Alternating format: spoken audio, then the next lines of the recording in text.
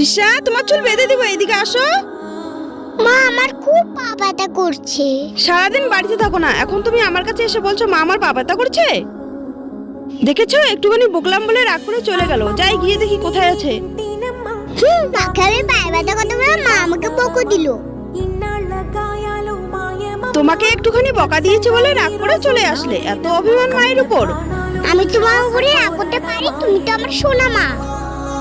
আমার মা খুব ভালো। থাক, হয়েছে, আর বলতে হবে না। খুব গরম লাগছে আমার, তোমার পা টিপে দিয়ে আমি লেবুর শরবত করে খাবো। মা তুমি একটু বসো, আমি এক্ষুনি আসছি।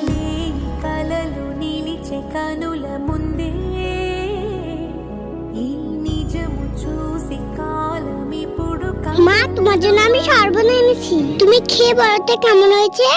আমার গরম লাগছে বলে তুমি আমার জন্য শরবত করে এনেছো? তাহলে তো খেয়ে দেখতে হবে কেমন হয়েছে খেতে। দারুণ হয়েছে খেতে তৃষা।